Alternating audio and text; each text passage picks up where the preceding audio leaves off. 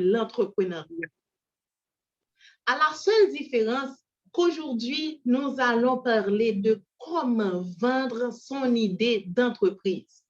Il nous dit qu'avoir une idée d'entreprise, c'est bien, mais savoir comment la vendre, c'est très important. Donc, pour mener cette formation à bien sur le thème comment préparer son pitch desk et vendre son idée d'entreprise, nous allons recevoir Dr. Edwin Magloire. Dr. Edwin Magloire est fondateur de l'agence de création de marque Brad Pill. Il est auteur de Beyond the Seas. Il est instructeur de Bell Initiative 2021, finaliste du Creative Business Cup Global, Pitcher pour Haïti, ancien directeur de création et marketeur à Publigestion. Il a également un diplôme de médecine à l'Université d'État d'Haïti. Moi-même, je croyais que c'était quelqu'un de très vieux avec tout ce palmarès-là. Mais c'est un jeune, très jeune. Donc, bien avant de vous demander d'ouvrir vos micros pour accueillir comme il se doit Dr. Edwin Magloire, je vous invite tout au long de la formation à envoyer vos questions sur le chat. Vous pouvez m'écrire directement et je poserai pour vous les questions à la fin. Maintenant, ouvrez, s'il vous plaît, vos micros pour accueillir sous un tonnerre d'applaudissements le docteur Edwin Magloire.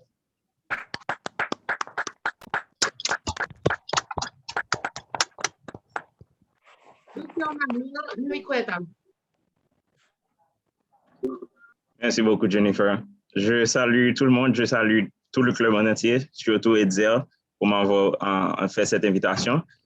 Je tiens quand même à faire une petite rectification sur ce que Jennifer a dit dans l'introduction. En temps normal, je laisse glisser certaines choses parce que effectivement le palmarès est long, mais je sors de l'Université Notre-Dame d'Haïti. Je ne pense pas que mon alma mater allait me le pardonner. Donc, non, je ne viens pas de l'Université d'État, mais Notre-Dame d'Haïti. Donc, encore une fois, merci beaucoup pour l'invitation. Nous avons beaucoup de choses à nous dire. J'ai beaucoup de slides préparés pour vous aussi.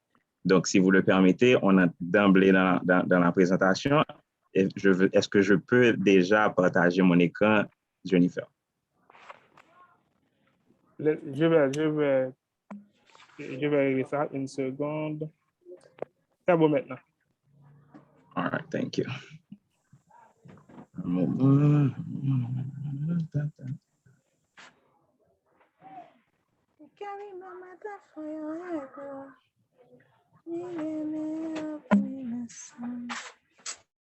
Voilà, faites-moi savoir dès que vous pouvez voir l'écran. Oui, ça va pour nous. Ça va. Parfait. Ça va, docteur Magloire. OK, d'accord. Donc, comme Edzer l'a dit, avoir une entreprise, avoir une idée d'entreprise, c'est déjà un bon départ. Mais comment le faire avancer, comment le faire décoller sans trouver de financement? Naturellement, il y a plusieurs méthodes de financement d'une entreprise. On peut le financer de ses poches, avec sa famille, etc. Mais les méthodes les plus pratiquées sont naturellement aller vers un investment firm, des venture capitalists, pour leur demander, s'il vous plaît, est-ce que vous voulez financer mon entreprise? Du moins, c'est cette conception-là que nous avons tous. Je vous parle aujourd'hui de tout ce concept à travers, bien sûr, ma compagnie Brand Pill. D'habitude, je ne reste pas trop sur présenter tous les services, mais je veux quand même vous dire que notre principe actif, je dirais, ce qui nous rend unique, c'est la stratégie. C'est l'utilisation de la stratégie dans tout ce que nous allons faire. Même si on va faire un logo, même si on va créer une campagne de marketing, à la base, il y a toujours ce jeu d'échecs, ce jeu de stratégie. Et c'est très, très, très important justement dans ce concept de créer un pitch deck, de créer un pitch, de rédiger un pitch, de mémoriser un pitch pour obtenir le financement. Et au fond, c'est le problème que les entrepreneurs en herbe ont d'habitude. Ils ont un bon produit, de bons services. Ils sont sûrs qu'ils ont la capacité de péter le plafond. Malheureusement, ils ne savent pas comment convaincre les investisseurs ou leurs interlocuteurs dans un contexte de réseautage, etc. Donc, la stratégie, c'est ce que je vous apporte aujourd'hui, de comment bien structurer son pitch deck. Maintenant, pourquoi est-ce qu'on parle de cette histoire de pitcher? Pourquoi est-ce qu'il faudrait apprendre à le faire? C'est justement pour recevoir ce support financier, mais aussi, des fois, c'est des ressources qui n'ont rien à voir avec le financement. Des fois, on pitch et ce qu'on obtient en termes de résultats, en termes de connexion, en termes de ressources humaines, dépasse de loin un financement qu'on pourrait obtenir. C'est pour ça qu'il faut toujours réfléchir à, quand je suis en train de pitcher, il ne faut pas que je me concentre spécifiquement, uniquement sur l'aspect financier de la chose, mais au fait, ce que j'essaie de créer, c'est un momentum pour ma compagnie, c'est un réseau, c'est une communauté. Le problème aussi que certains entrepreneurs ont, c'est que quand ils pitchent, au fond, ils présentent. Ils présentent, ils ne convainquent pas. Il faut bien sûr présenter l'entreprise, se présenter, je suis quelqu'un, ma compagnie s'appelle de telle façon, mais au fond, l'objectif d'un pitch, c'est convaincre, et on va le voir plus loin. Il faut aussi apprendre à être agile et flexible quand on pitch, pour la simple et bonne raison qu'on ne mémorise pas des pitchs. On ne mémorise pas un pitch qu'on va réciter à chaque occasion. Au contraire, il faut adapter son pitch à chaque situation, à chaque circonstance, parce que dépendamment de la personne ou bien du public qui est en face de vous. Par exemple, dans un concours où vous n'avez que 3 minutes, ce ne sera pas la même chose que si vous êtes dans une salle avec des venture capitalists qui vont vous donner 10 minutes pour faire un pitch. Donc, il faut mieux se concentrer sur la structure et non pas mémoriser un pitch. Ça vous aide aussi à être précis et concis quand vous constituez ce pitch deck. Donc, à la fin de cette session, that's my promise, vous allez connaître l'objectif d'un pitch, vous allez connaître l'anatomie d'un pitch, vous allez connaître 10 slides qui sont nécessaires et indispensables à un bon pitch. Now, petit bémol, dans un concours de 3 minutes, vous n'aurez probablement pas le temps de faire les 10 slides, mais quand même, mettez-les dans votre pitch deck et vous aurez le pouvoir de skip, go back, etc. dans votre présentation. Et puis, bien sûr, je vais partager avec vous quelques meilleures pratiques, quelques astuces pour comment pitcher de manière correcte. Maintenant, pourquoi et pour qui, surtout, pitcher? Donc, un pitch, j'ai un peu refait la définition juste pour mettre l'accent sur, au fait, les choses qui sont importantes dans le pitch. Le pitch, c'est un court discours dans lequel l'on présente une opportunité de manière convaincante. J'ai mis opportunité d'abord. Et l'opportunité ne peut être pour vous, on est d'accord. Donc, quand vous êtes en train de faire un pitch, vous ne parlez pas pour vous, mais vous parlez pour l'interlocuteur. Vous lui dites, j'ai quelque chose en or, j'ai une opportunité en or, en diamant, en plutonium, en uranium, en pétrole, que j'aimerais que vous bénéficiez, mais pour y arriver, j'ai besoin de votre aide. Et maintenant, là, ça c'est l'étape 1. L'étape 2, c'est maintenant je dois vous convaincre pourquoi vous devez me donner cet argent, pourquoi vous devez me faire confiance. Donc la première chose, la partie la plus importante, c'est la présentation de l'opportunité. Donc c'est pour ça que la première chose à faire, c'est établir le poids financier de votre idée. Où est l'opportunité pour la personne qui vous écoute? Combien d'argent est-ce que vous pouvez générer avec votre idée ou bien votre entreprise? Où est l'opportunité pour l'investisseur? Parce que venture capitalist, en français, c'est investisseur en capital risque, justement. Il sait qu'il prend un risque à chaque fois qu'il te donne de l'argent. Il n'est pas sûr que tu vas pouvoir lui donner ce retour d'investissement qu'il cherche. Donc, d'où l'intérêt de le convaincre. Mais il faut bien étaler l'opportunité pour lui. Right? Donc, ils savent déjà qu'ils jouent dans le terrain du risque. Maintenant, l'objectif, c'est de leur convaincre que le risque est assez bénin, c'est pas assez grand. En plus de ça, j'ai assez de force pour compenser les risques, etc. Ensuite, il faut être très précis et très clair comment et quand va-t-il recevoir son retour d'investissement. Et pour ça, ça demande qu'un pitch soit smart, spécifique, mesurable, atteignable relevant, pertinent, et puis time-bound, c'est-à-dire limité dans le temps. La personne doit, après votre pitch, comprendre de manière très claire, très précise, noir sur blanc, que si je te donne, disons que tu es en train de demander 20 millions, si je te donne les 20 millions, je vais avoir 20 millions multipliés par 3 un an plus tard, 2 ans plus tard, 3 ans plus tard, etc. Ça doit être clair pour la personne qui écoute depuis le début. Donc, c'est ça un pitch. C'est ça l'objectif du pitch. On présente une opportunité de manière convaincante. Now, quand est-ce qu'on doit pitcher? Et ça, c'est l'erreur que je vois souvent. Parce que, somehow, il y a beaucoup de gens qui viennent me pitcher des idées de business aussi. Il est préférable de pitcher quand le fruit est mûr. C'est-à-dire que vous avez fait un minimum de diligence, vous avez déjà votre produit, par exemple, même si ce n'est pas le produit idéal, même si ce n'est même pas le produit commercial, mais juste un MVP, juste un prototype, I would say. Donc, c'est important d'approcher la personne qui va investir quand vous avez au moins fait du chemin. C'est super important.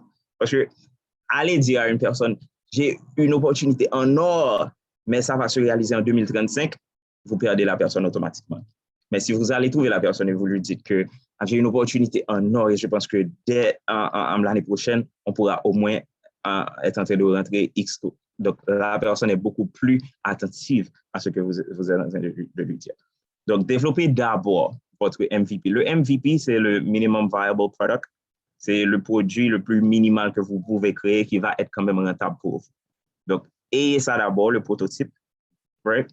Démontrez que vous avez du momentum. Allez vers la personne pour investir. Parce qu'en d'autres termes, ce concept de financement, ce concept d'investissement, c'est rare que c'est un seed capital dans le sens que vous allez commencer avec l'argent de la personne. Vous devez montrer à la personne que vous avez déjà commencé quelque chose, que vous avez fait un pas de votre propre poche. Right?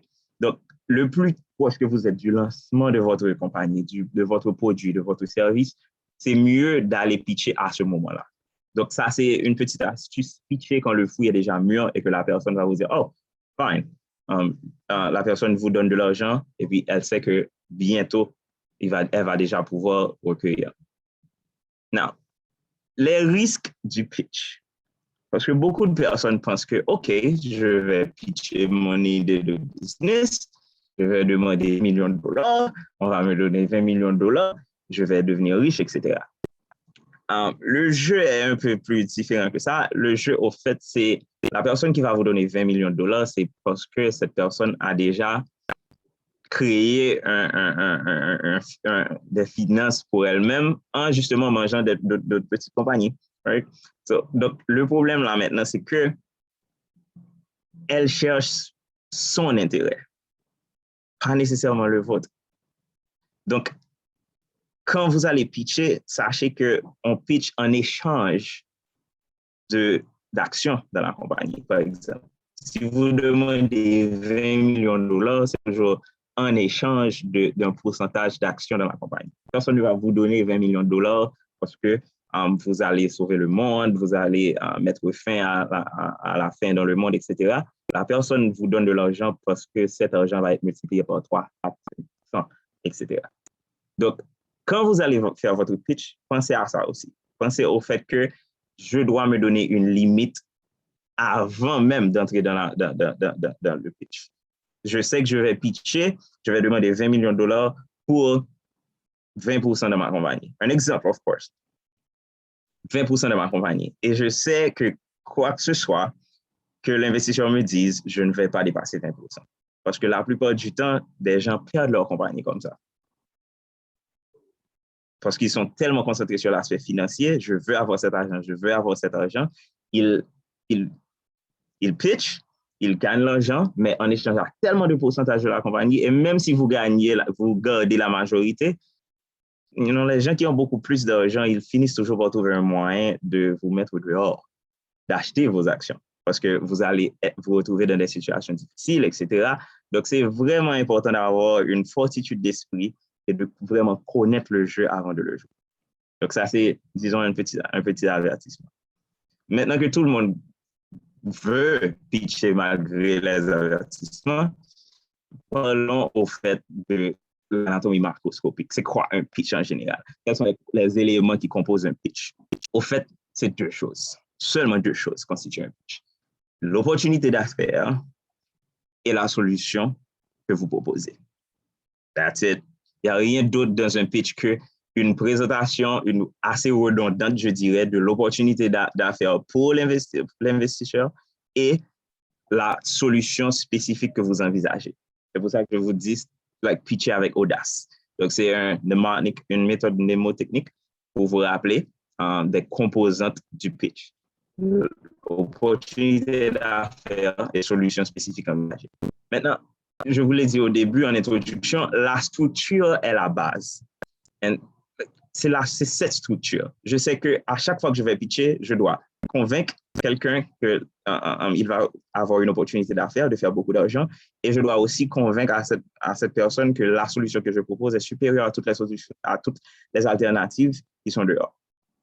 Donc, il n'y a que ça, au fait, dans un pitch. Et c'est cette fondation-là que beaucoup d'entrepreneurs, ils passent à côté.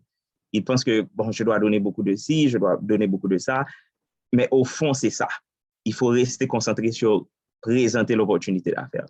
Et c'est pour ça que je dis que le temps, 10 minutes, 3 minutes, 1 minute, il y a des concours de pitch de 1 minute. Le pitch de 10 minutes et le pitch de 1 minute a toujours cette même structure. L'opportunité d'affaires qui est présentée, la solution spécifique envisagée, mais bien sûr, l'agencement maintenant des slides va être différent. La quantité de temps qu'on passe sur un slide va être différent.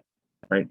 Et l'autre chose qui est importante à se rappeler, c'est que le pitch est un témoin de la compagnie. Sans cette structure, si votre pitch n'est pas structuré, n'est pas bien présenté dans le slide, n'est pas bien présenté verbalement, ça reflète sur la compagnie. L'investisseur se dit que de la même façon que vous arrangez vos slides, c'est de la même façon que vous allez traiter son budget et il ne va pas avoir de retour d'investissement.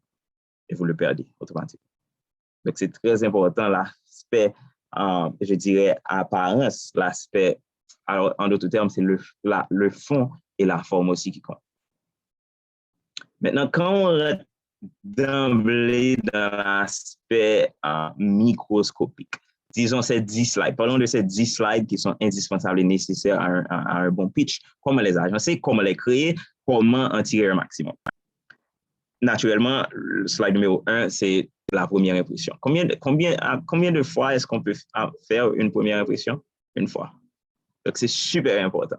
En d'autres termes, si vous allez payer un graphiste et que vous lui payez par slide, dépensez beaucoup plus d'argent pour le slide numéro 1 parce que c'est la première impression que vous faites à votre auditeur. Right? Maintenant, quelle information mettre dans ce slide?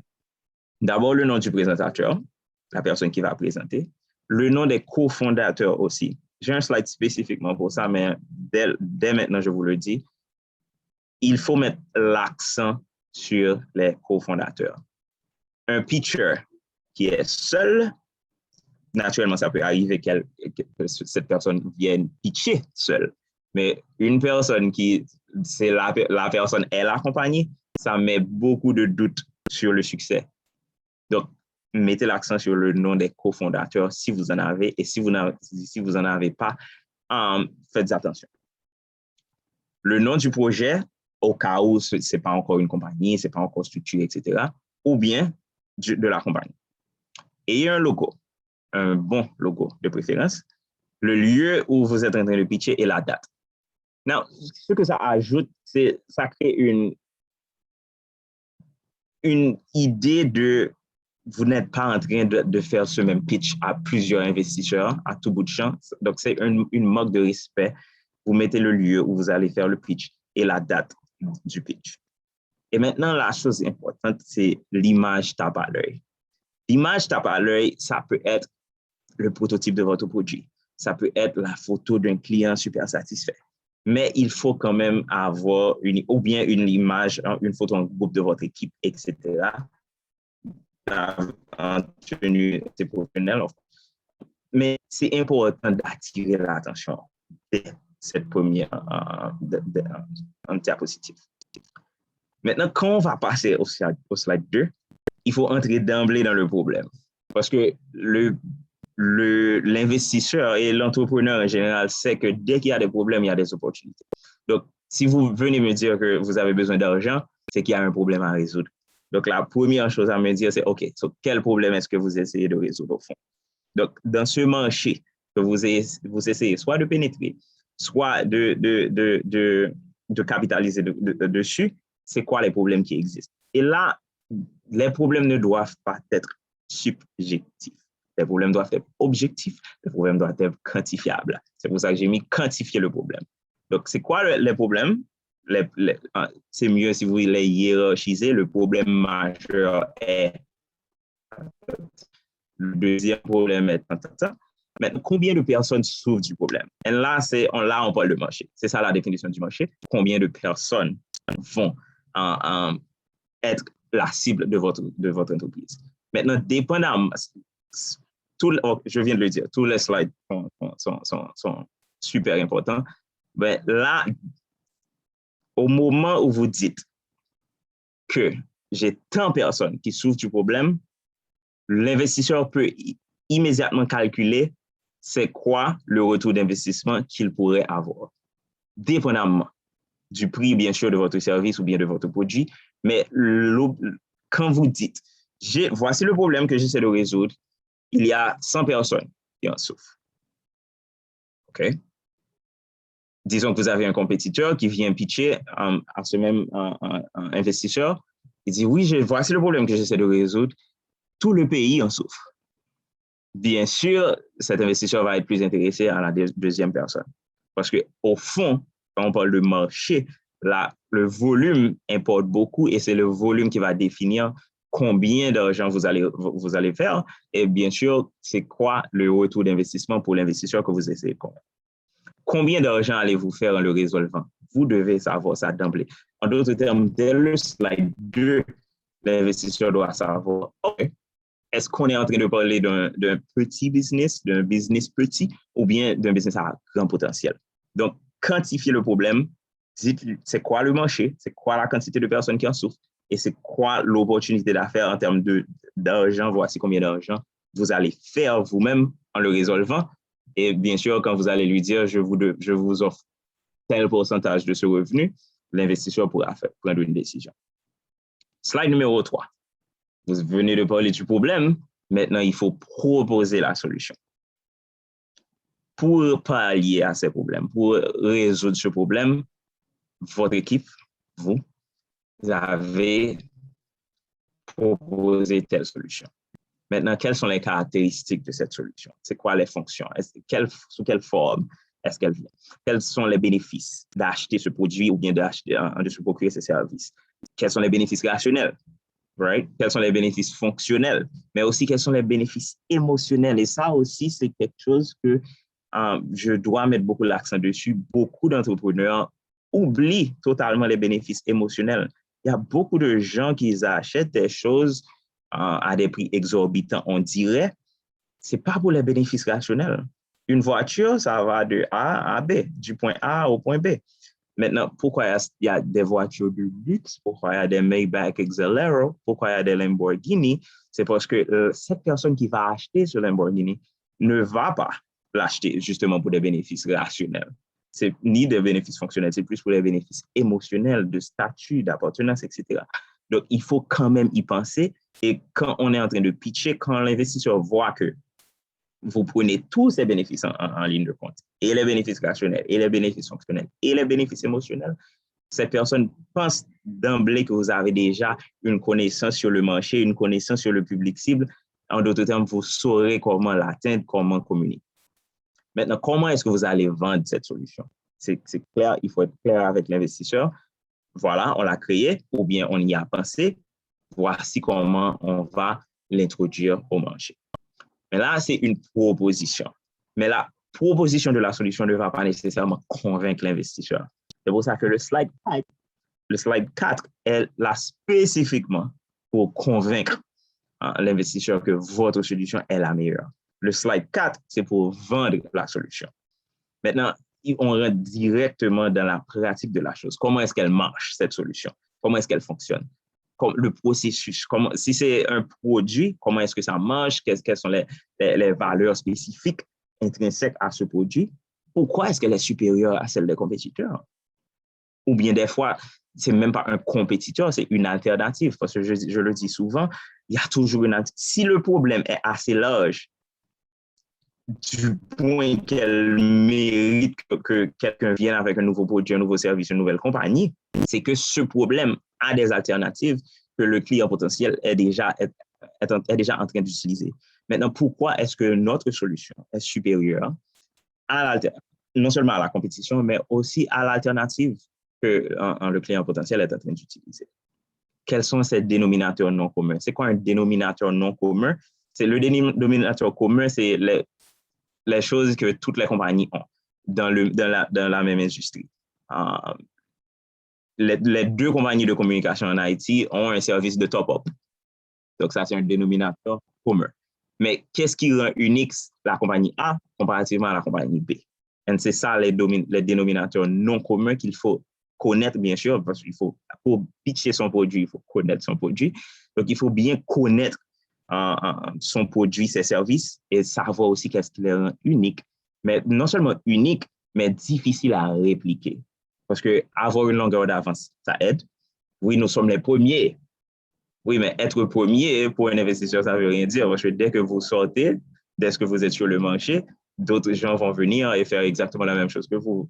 Être premier ne veut pas nécessairement dire que vous allez conquérir le marché d'un coup, ni que disons que vous avez 100% du marché, que tous ces clients vont rester avec vous. Donc, être le premier, ça n'épate pas, ça n'impressionne pas un investisseur ou bien un entrepreneur qui s'y connaît. L'important, c'est on est les premiers et voici les choses qui sont super compliquées qu'on a dans notre compagnie qui sont difficiles à répliquer par notre compétition potentielle. Donc, ça, c'est vendre la solution. Le slide 5, maintenant, c'est parler du modèle commercial. J'aime ça que mon collègue Kendi, vous avez déjà fait une session sur le Business Model Canvas. Donc, c'est plus facile pour moi de présenter ce slide. Je suis sûr que vous êtes maintenant calé en Business Model. Donc, le modèle commercial, il faut le présenter. Mais là, le problème, c'est que vous vous dites probablement, j'ai un pitch de 3 minutes, comment je vais présenter tout mon Business Model Canvas? You're not. Vous n'allez pas présenter tout. Parce que l'important, rappelez-vous de la structure, opportunité d'affaires et solution. Maintenant, pour le modèle commercial, la seule case vraiment qui intéresse l'investisseur, c'est la case des revenus. Comment est-ce que vous allez faire de l'argent? Quelles sont les sources de revenus? Et plus vos sources de revenus sont diversifiées, oui, le client va venir à mon store et acheter un produit. Mais aussi, il y aura des clients qui vont avoir une souscription avec moi, un programme de membership. À chaque mois, ils vont me payer tant et je vais leur donner tant comme service, etc. Donc, plus il y a différents types de sources de revenus, dès que bien sûr ça cadre avec votre public cible, plus l'investisseur est intéressé parce que ça veut dire que plus d'argent. Et comment allez-vous faire grandir la compagnie aussi? Parce que la plupart du temps, les modèles commerciaux doivent grandir avec. Donc, on commence avec ce produit, on commence avec ce service. Mais à la longue, 2 mois plus tard, 6 mois plus tard, 1 an plus tard, on va venir avec telle autre solution pour ce même client qui va, etc. Donc là, l'investisseur commence à sourire parce que, il y a de l'avenir. Donc, ce slide, ce n'est pas la peine de voir tous les 9 cadrans du business model. C'est simplement se concentrer sur l'aspect revenu pour convaincre l'investisseur que le modèle commercial fonctionne et qu'il va en avoir plein les poches. Slide 6, c'est quoi le plan pour conquérir le marché? En d'autres termes, l'origine du mot marketing, ça vient de marché justement. Comment est-ce qu'on va arriver sur le marché, pénétrer le marché, garder le marché et le conquérir?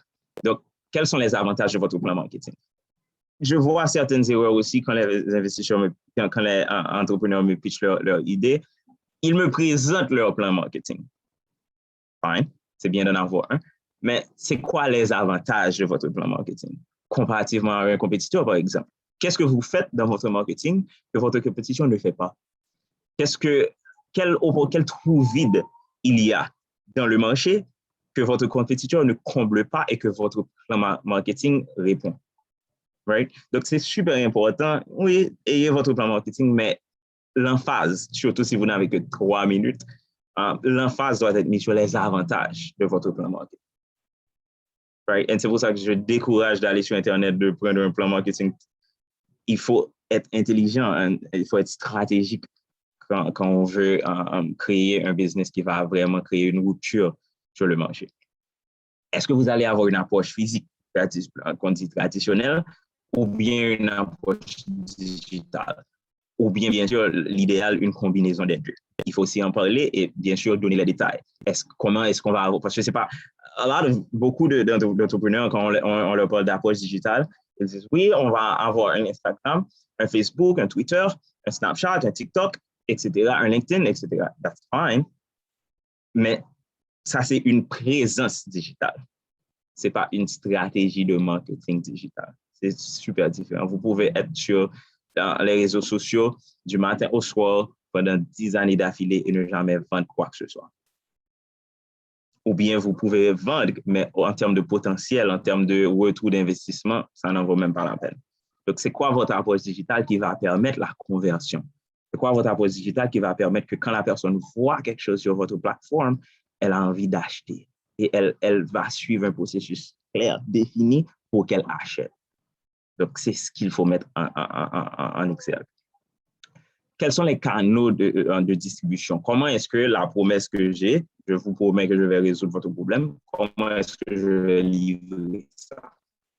Par quoi je vais passer? Est-ce que je vais avoir une approche directe? La personne me contacte et je livre directement. Est-ce que je vais passer par des distributeurs? Est-ce que je vais passer par des supermarchés? Tout ça doit être clair pour que l'investisseur comprenne et ait une idée claire, soit convaincu, je dirais, de, OK, non seulement votre solution est viable, votre solution est, c'est ce qu'on appelle un product market fit, parce que vous avez parlé du problème, vous avez parlé de la solution. Donc, cette personne est déjà convaincue que oui, il y a un match, mais en plus, comment est-ce que vous allez apporter cette solution sur le marché pour en tirer le capital? Donc, c'est l'importance de ce slide.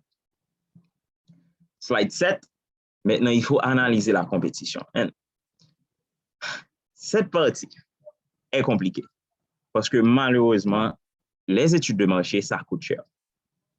Et en Haïti, c'est rare, au fait, d'avoir des entrepreneurs mais je ne peux pas vous exhorter assez. Faites de la recherche. Même si vous ne payez pas une grande firme pour vous donner de grands chiffres, etc., faites quand même ce que vous pouvez. Faites des sondages, faites des interviews. Parce que vous devez avoir des chiffres, vous devez valider vos idées, etc. Savoir que, oui, au moins, il y a une majorité de personnes qui sont prêtes à payer pour ce que je vais créer. Right? Donc, c'est quoi la part de marché des compétiteurs? Qu'est-ce qu'ils sont en train de faire en termes de chiffres déjà? Disons que votre public cible, c'est des femmes enceintes. Parmi 100% des femmes enceintes en Haïti, combien sont déjà desservies par cette compétition? Et je trouve important de mettre l'accent sur cet aspect. Beaucoup de gens, quand ils font des études de marché ou bien des analyses de compétition, disons qu'ils disent que, OK, donc ils ont 100% du marché, donc moi, je vais conquérir un pourcentage de leur pourcentage.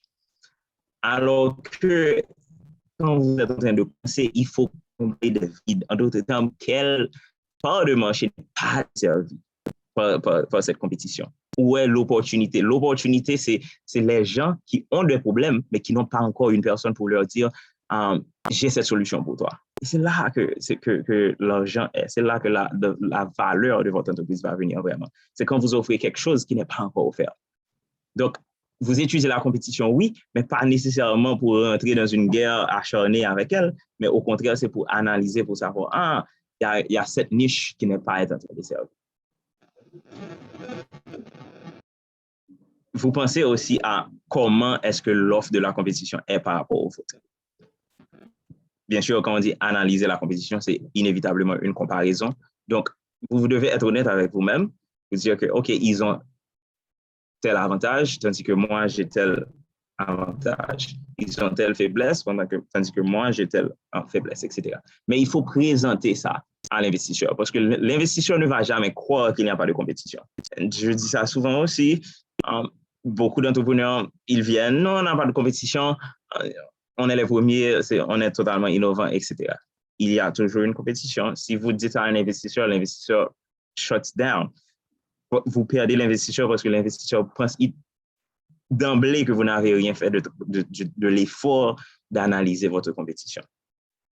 Il faut toujours analyser sa compétition et même les alternatives qui ne sont pas nécessairement des entités. Il faut les présenter dans votre pitch. Voici la solution que le client est en train d'utiliser en ce moment. Et voici pourquoi j'ai pensé à apporter quelque chose de supérieur. Quels sont vos avantages concurrentiels? Ça, c'est super important. Qu'est-ce que j'ai que les autres n'ont pas et ne peuvent pas avoir? Et vous allez voir que dans tous les concours de pitch, etc., l'une des questions qui reviennent, c'est est-ce que vous avez une propriété intellectuelle? Est-ce que vous avez une patente? Si c'est une invention, est-ce que vous avez une patente? Est-ce que vous avez enregistré votre propriété intellectuelle du genre que telle autre compagnie ne pourra jamais utiliser cet atout que vous avez créé, ce produit que vous avez créé? C'est ce que l'investisseur cherche. L'investisseur cherche une assurance que votre compagnie va dominer le marché. Donc, c'est important de capitaliser sur ce slide pour justement les mettre à l'aise que vous n'avez pas besoin d'avoir peur, on va dominer. Le slide 8, c'est justement l'un des plus grands avantages concurrentiels, c'est l'équipe. C'est votre ligue, c'est votre Avengers Assemble. C'est votre groupe. Parce que là, comme je l'ai dit au début, personne ne va croire que vous pouvez accomplir quoi que ce soit seul. Et je vous le dis aussi, l'investisseur tente à ne pas investir en quelqu'un qui est seul ou bien qui croit qu'elle peut tout accomplir seule. Parce que cette attitude va lui dire que quand vous allez avoir un problème avec vos clients, vous avez tellement confiance ou bien vous êtes tellement autosuffisant que vous allez perdre ce client. Vous n'avez pas la bonne attitude et cet investisseur va avoir peur de vous. Par contre, si vous montrez que vous êtes une personne d'équipe, qui vous savez comment collaborer, vous avez cette équipe que vous pouvez compter, là, l'investisseur a beaucoup plus d'attention. Et même là encore, dans votre équipe, c'est quoi la complémentarité? C'est quoi la synergie qui est créée dans votre équipe? Est-ce que vous faites est-ce que toutes les personnes font la même chose, ce qui est mauvais, ou bien il y a une complémentarité, il y a une synergie qui est atteinte? Vous êtes l'aspect technique peut-être. Il y a une autre personne qui est l'aspect business peut-être. Peut-être qu'il y a une autre personne qui est l'aspect communication justement. Vous voyez cette personne parle au public beaucoup plus. Quoique c'était votre idée, peut-être que c'était votre idée, mais au fond, vu que cette personne est beaucoup plus agréable, son quotient émotionnel est beaucoup plus élevé, c'est cette personne qui est le visage de la compagnie.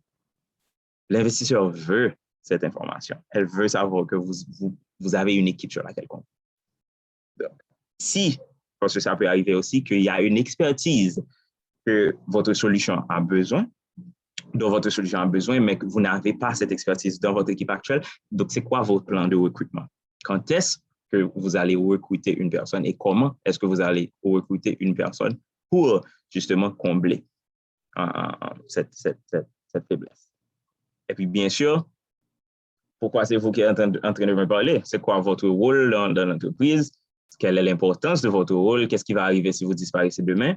Etc. L'investisseur doit avoir cette information aussi. Parce que, justement, une compagnie qui dépend d'une personne, de la connaissance, de l'expertise d'une seule personne, je ne dis pas que ça peut être rentable. Bien sûr que ça peut être rentable, mais ça va rapporter à la personne seulement. L'investisseur sait que, OK, je peux faire 1 an, 2 ans à avoir des profits, mais si cette personne va en vacances, si cette personne a un accident, je perds tout mon argent. Donc, je ne vais pas investir en une personne, je vais investir dans une compagnie qui a des structures, une culture, de la propriété intellectuelle que je peux dupliquer à volonté. Donc, c'est important d'avoir cette ligue. Et le slide 9, c'est démontrer que vous avez un plan. Il faut montrer que vous planifiez l'avenir. Parce que les investisseurs sont habitués avec les entrepreneurs, ils sont habitués aussi avec les entrepreneurs. C'est des gens qui veulent, paraître ou bien tenter l'entrepreneuriat. Ils commencent, 1 an, 2 ans, 3 ans, c'est la même idée, il n'y a jamais d'avancement, il n'y a jamais de progrès. Mais bien sûr, cette personne s'appelle CEO, cette personne va dans toutes les radios. Il y a beaucoup de, en d'autres termes, le business qui vraiment grandit, c'est le branding personnel de cette personne. Right? Donc, l'investisseur a peur de ça. L'investisseur veut que la compagnie grandisse.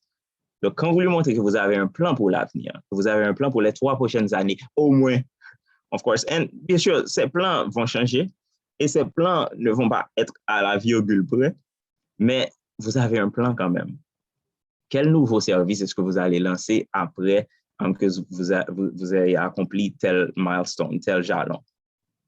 Quand vous aurez une clientèle de au moins 1000 personnes, qu'est-ce que vous allez faire, etc. L'investisseur a besoin de savoir que la compagnie a de l'avenir, la compagnie va grandir, la compagnie va développer de nouveaux produits, de nouveaux services, essayer de conquérir d'autres marchés, etc. Mais maintenant, c'est quoi les coûts de ce développement? Combien d'argent avez-vous besoin justement pour arriver à tout ça? Et c'est pour ça que je vous dis qu'un pitch deck, je vous le dis d'emblée, il y a toujours des chiffres, c'est très quantifiable, c'est très mesurable, c'est très smart. Donc, les chiffres, c'est indispensable.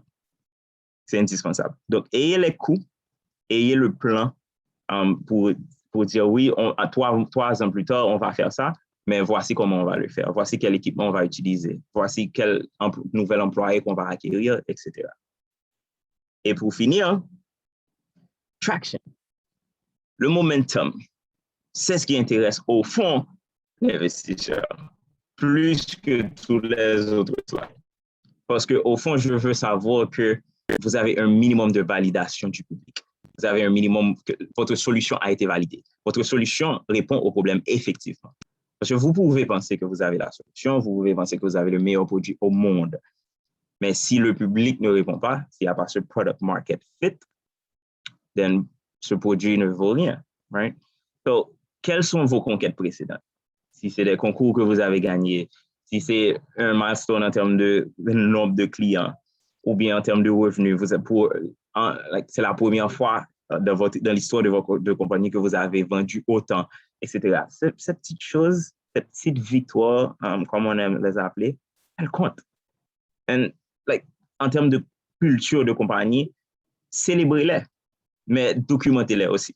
Documentez-les pour que vous puissiez utiliser dans votre pitch deck pour dire à votre investisseur que, en plus de tout ce que je viens de vous dire, the proof is in the pudding. Voici la preuve que ça marche vraiment. On a eu 30 reviews sur Facebook la première fois qu'on a lancé. On a eu 20 000 commentaires, 20 000 testimonials, etc. Vous pouvez lui dire que voici la documentation que oui, cette opportunité dont je vous parlais est bel et bien là. Donc, vous parlez de vos conquêtes. À quelle phase est-ce que vous en êtes? Parce que là, vous approchez ce qu'on appelle le ask. Vous approchez du donnez-moi tant. Right? Donc, il faut dire que voici où on en est. On a déjà accompli ça. Et c'est ça, démontrer le momentum. On a déjà accompli ça. On a fait ci, on a fait ça. Maintenant, à quelle phase est-ce qu'on est? On est peut-être, si vous êtes à la phase d'idée, ce qui serait dommage et non recommandé, parce que l'investisseur va penser que vous venez de perdre son temps. On est en phase d'idée, mais voici ce qu'on va faire très bientôt ou bien on est un startup, ou bien on est un small business, on est actuellement avec une base de données de clientèle de 100 personnes, etc., etc. Vous dites où vous en êtes. Et maintenant, c'est une sorte de trampoline pour aller vers la demande. On est à cette phase, on veut aller à cette phase, mais pour y arriver, on a besoin de vous. On a besoin d'un investissement de temps, dollars, USD, pour arriver à répondre à ce besoin, etc. Donc, c'est ça la demande. Donc, la demande vient justement tout de suite à la fin de ce slide, quand vous démontrez qu'on est en train d'y arriver, mais on a quand même besoin de ce type. Et ça, c'est le 10e slide. Maintenant, j'ai quelques conseils pour vous. Regardez Shark Tank. Shark Tank est une émission de pitch où des entrepreneurs de partout viennent pitcher leur idée de business, mais pas juste des idées. Et si vous commencez à aller, c'est mon hobby, je regarde Shark Tank régulièrement. Ça, vous allez rapidement comprendre, parce que dans les questions des sharks, c'est les investisseurs posent toujours les mêmes questions. Ça va vous aider à comprendre, donc c'est ce qui les intéresse. Ça va vous aider à comprendre, donc c'est pour ça qu'ils posent toujours la question. Et c'est pour ça que cette personne a reçu l'investissement et cette autre personne ne l'a pas reçu, parce qu'il n'était pas satisfait de telle slide, de telle section, etc. Donc, regardez Shark Tank. Pensez aussi à garder au centre l'interlocuteur. C'est pas vous. Vous n'êtes pas en train de dire que je suis le meilleur inventeur du monde, je suis le meilleur mon équipe. C'est, hey, on a cette opportunité pour vous. Donc, le plaisir, le centre de la conversation, c'est votre interlocuteur. Soyez factuel avec des chiffres, s'il vous plaît. Mesurez tout. Mesurez le temps, 3 mois plus tard, mesurez l'argent. On a eu une injection de $100, etc. Soyez factuel. Soyez confiant. Je pense qu'on n'aura pas de problème avec des Toastmasters, mais être confiant, c'est un langage en lui-même. La confiance en soi, c'est un langage en lui-même et l'investisseur peut sentir ça. Sans vous poser des questions, sans regarder vos chiffres, votre posture, votre slide, la façon dont votre présentation est mise, etc., l'investisseur peut sentir tout ça. Si vous êtes confiant en votre solution et que vous avez justement cette opportunité, l'investisseur va être beaucoup plus à même à vous donner cette option. Donc, bien sûr, soyez à l'heure et demi. Et last but not least, regardez Shark Tank. Merci. J'attends votre feedback et vos questions. Merci, Dr. Magloire. Je demande à tout le monde d'ouvrir leur micro, si possible, les caméras également, pour applaudir et remercier d'une façon spéciale Dr. Magloire. On applaudit, s'il vous plaît. Merci beaucoup, Dr. Magloire. On a beaucoup appris. J'ai beaucoup appris personnellement.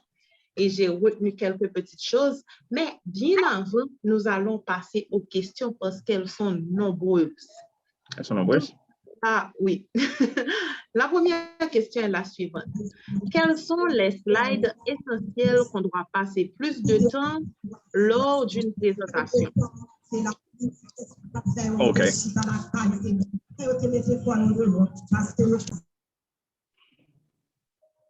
OK.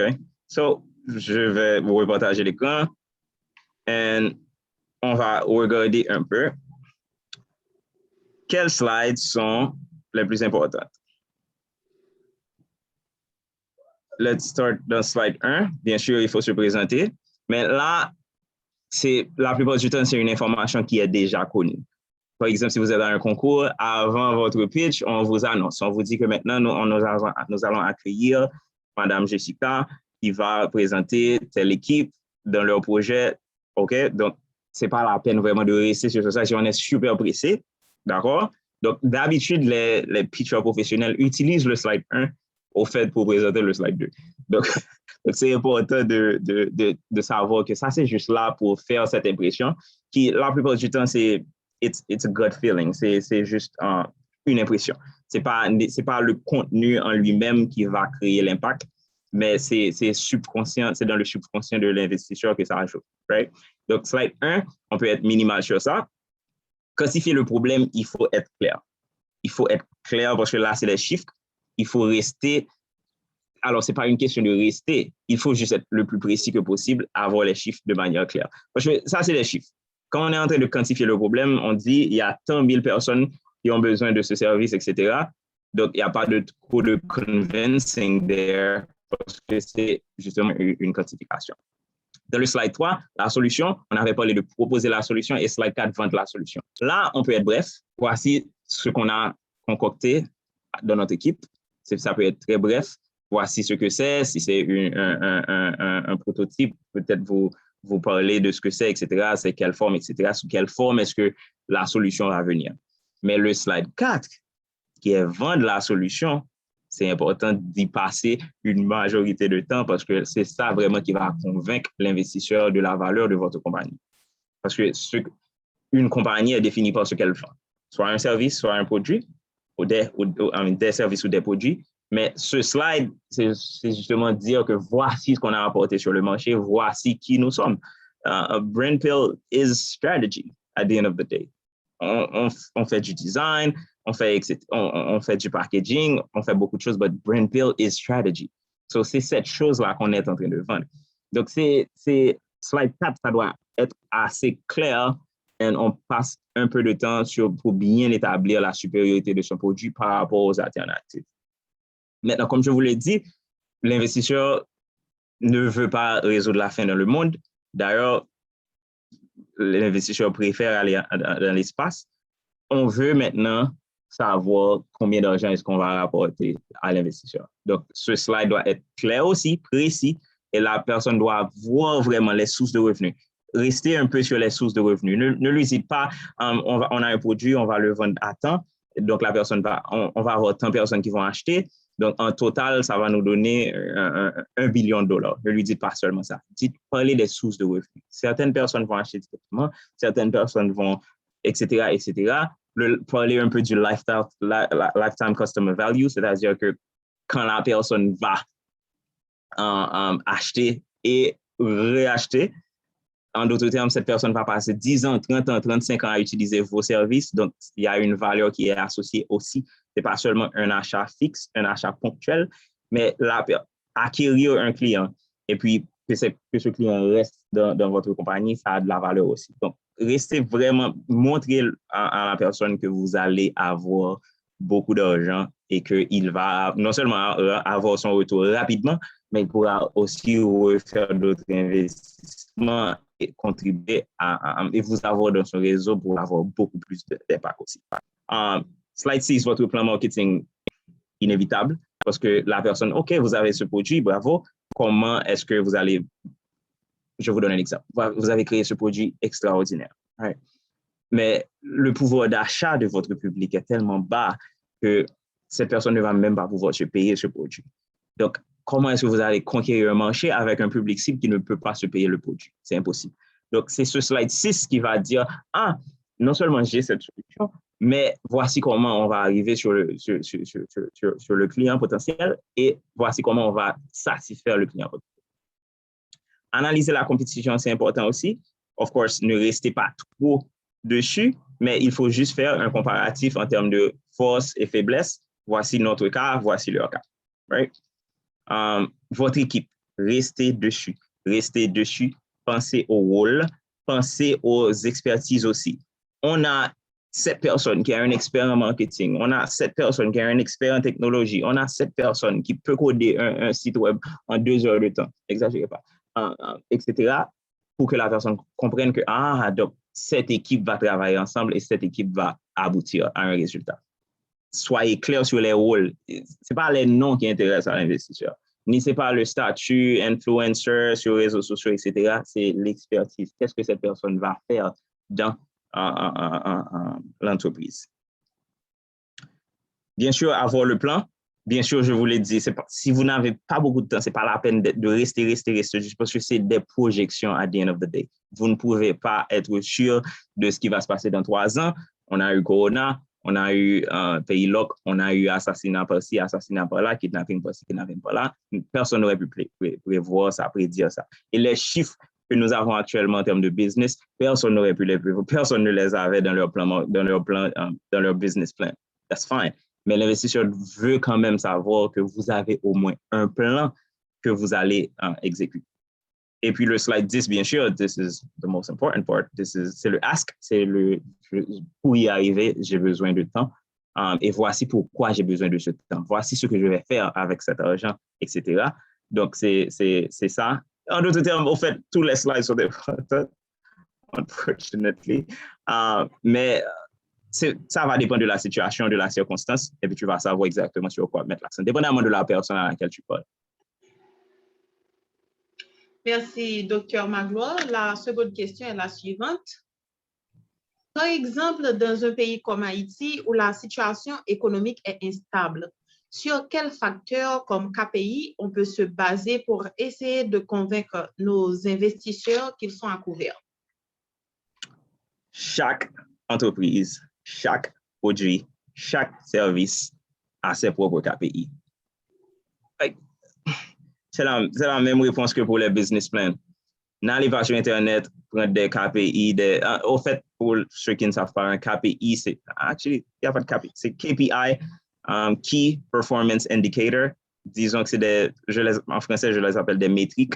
C'est des mesures qui nous permettent de mesurer la performance. C'est des mesures de performance. En d'autres termes, j'ai une compagnie, je sais que chaque mois, je dois au moins faire passer 100 appels.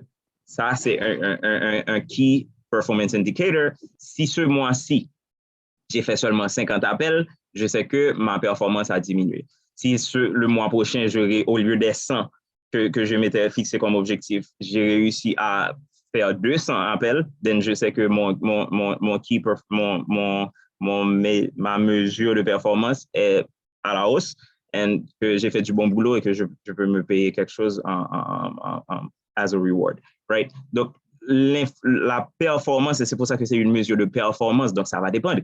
Ça va dépendre. On ne peut pas, une compagnie qui vend du café, right? Ne peut pas avoir les mêmes mesures de performance qu'une compagnie qui vend des logos. Tu comprends? Donc, c'est vraiment important de connaître ton business model canvas, de connaître ton modèle commercial pour savoir c'est quoi tes activités clés. Il y a un cadre très important du côté gauche du canvas qui te dit activités clés, key activities. Maintenant, tu vas avoir des activités clés de vente, de marketing, de production, etc., etc. Et maintenant, tu dois avoir des mesures de performance pour chacune de ces activités. Qu'est-ce qui me dit que j'ai bien produit ce mois-ci? C'est parce que j'avais justement cet objectif. Je m'étais dit que j'allais produire 30 sachets. Right? J'ai réussi à produire 20 sachets. Donc, boum. En termes de production, j'ai fait une sorte d'erreur, de faillite, etc. Maintenant, un autre problème, je connais beaucoup de gens qui mesurent leur performance, mais c'est juste pour les mesurer. Il n'y a aucune adaptation. Non, quand vous avez un key metric qui est à la baisse, il faut identifier pourquoi est-ce que c'est à la baisse.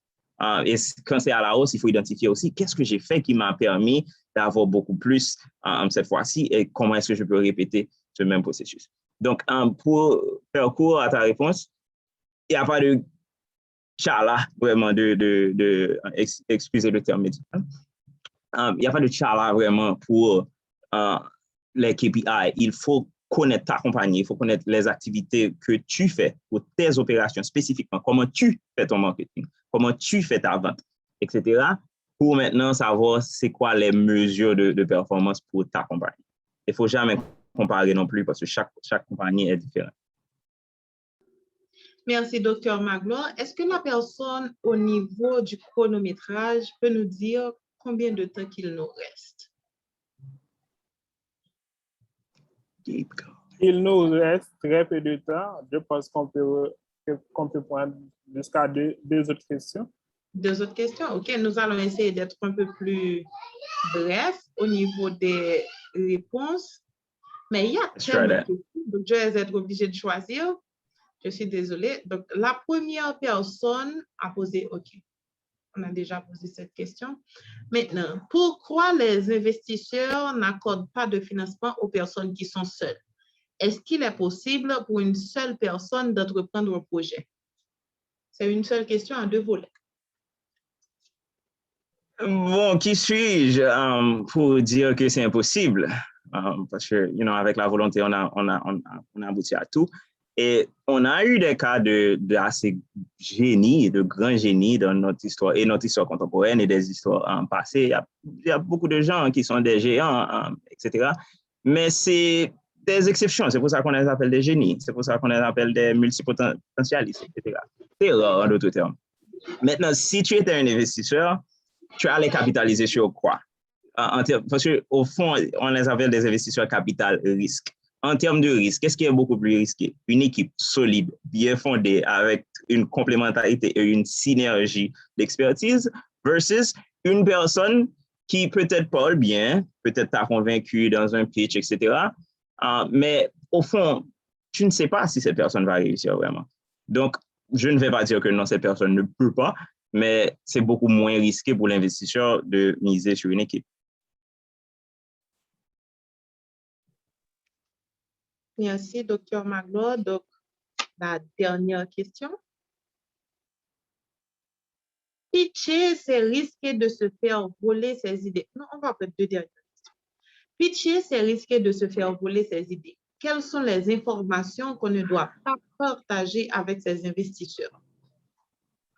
OK.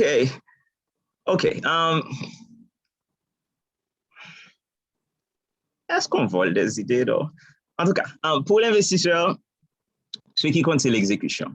Et c'est pour ça que les slides qui parlent de plans sur 3 ans, c'est quoi votre plan marketing, etc. C'est pour ça que l'investisseur capitalise beaucoup sur ça. C'est parce que c'est facile d'avoir des idées. Right? C'est facile d'avoir des idées. Je vais ouvrir une compagnie qui, après parce que je vois que Elon Musk est parti dans l'espace, etc., je vais construire des condos sur la Lune, etc. C'est facile d'avoir des idées. Des idées, l'humain en lui-même est créatif. Right? Mais l'exécution, par contre, c'est ce qui compte. Et l'investisseur n'a pas besoin d'idées. L'investisseur a besoin de vous. L'investisseur a besoin d'exécutants. L'investisseur a assez de ressources, right? Mais n'a pas assez de main-d'œuvre. Et c'est pour ça que j'ai mis le schéma. C'est un gros requin qui a besoin d'un plus petit requin que lui. Donc, l'idée n'intéresse pas l'investisseur. Donc, quand vous pitchez, yeah, OK, that's nice. Mais comment est-ce que vous allez aboutir? Comment est-ce que je vais voir ces dollars dans mon compte en banque? C'est ce qui intéresse à l'investisseur. Donc, mais je vais mettre une bémol quand même pour ce genre de voler des idées. Il y a des choses, c'est pour ça que j'ai parlé de propriété intellectuelle. Il y a des choses qui vous rendent unique. Il y a des choses, il y a cette méthode que vous avez créée, il y a ce processus que vous avez, après des années d'expertise, d'expérience dans votre ancienne compagnie, etc., vous avez finalement découvert une façon de faire les choses qui est beaucoup plus rapide, plus simple, etc. Ça, c'est votre propriété intellectuelle. Ne la divulguez pas. Personne ne connaît la formule du Coca-Cola jusqu'à présent. Mais on peut pitcher Coca-Cola comme business, of course. Donc, c'est pour ça que je vous dis, c'est pas une question de ne pas partager l'idée, mais c'est savoir, au fond, c'est où est la valeur de votre compagnie. Et c'est cette valeur intellectuelle, ce spark, qu'il ne faut pas partager. Merci. Maintenant, la toute dernière question.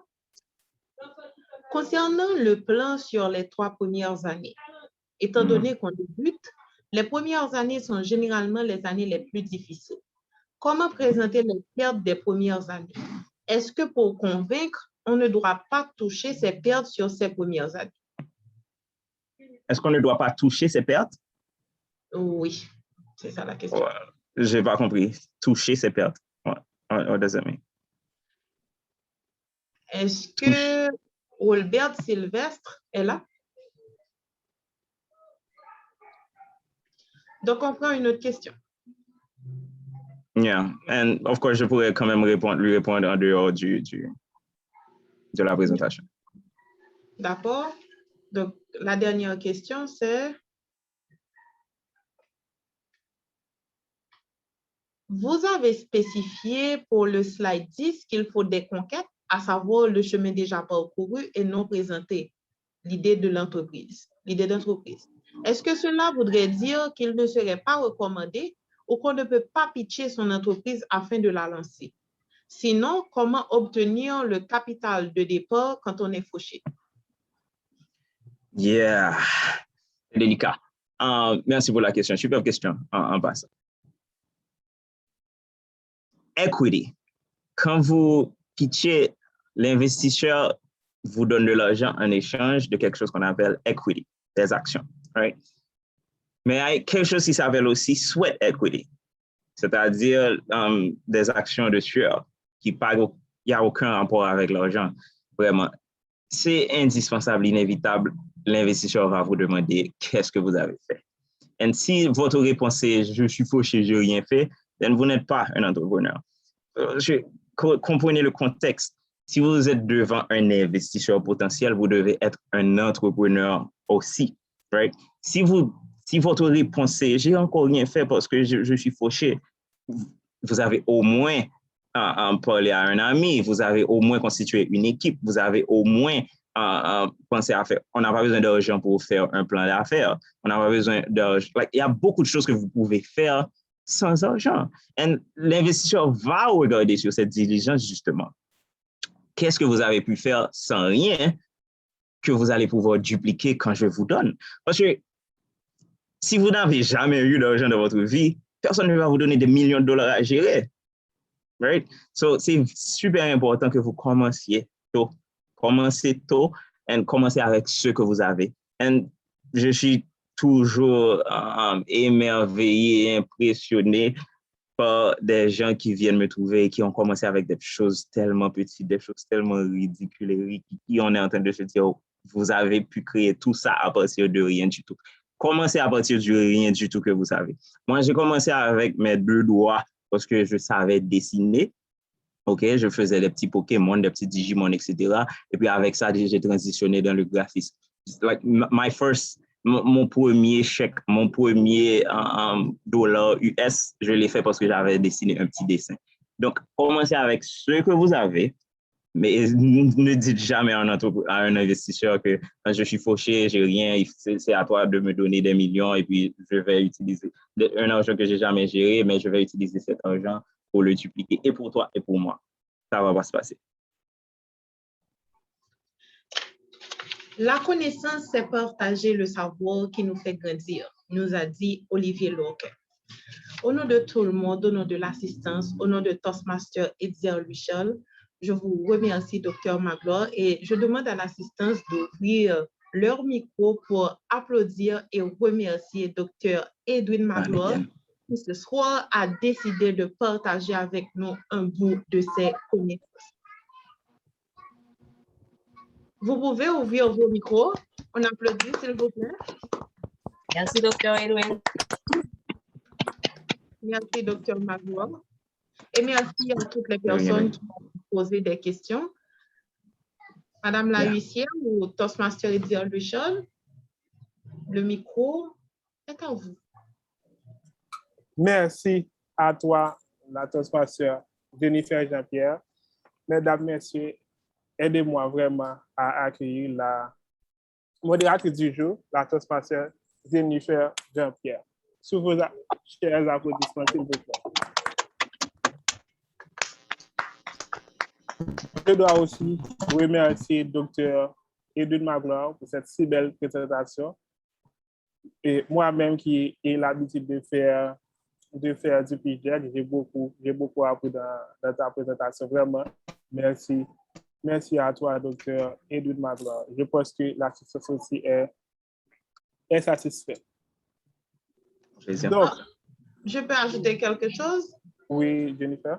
Et tout au long de la formation, j'ai pu comprendre la place et l'importance de la communication au niveau de l'entrepreneuriat. De ce fait, j'invite les invités ici qui ne connaissent pas Amaryllis à venir participer à nos séances tous les samedis à partir de 3 heures. Voilà, merci, c'est tout. Merci, Madame la vice-présidente des relations publiques. Tu fais ton boulot. Oui, mes chers amis, je vous rappelle que la période d'inscription prendra fin aujourd'hui, ce soir, à 11h59. Donc, pour ceux et celles qui n'ont pas encore inscrit, donc, vous avez à peu près 5 heures, moins de 5 heures pour le faire. Et j'ai aussi quelques annonces à faire passer. Donc, dans notre programmation, comme on l'avait promis, cette semaine, c'était le déroulement des ateliers. Et pendant cette semaine, nous avons eu deux super ateliers. Un atelier sur le business model Canva qui a été animé par mon ami, mon frère Kenzie Jules. Et le second atelier que vous venez d'assister, c'était présenté par Dr. Edwin Magloire sur comment pitcher son idée d'entreprise. Donc, ces 2 ateliers sont extrêmement importants. C'est pour vous aider à mieux structurer votre projet, c'est pour vous aider à mieux présenter votre présentation lors du concours.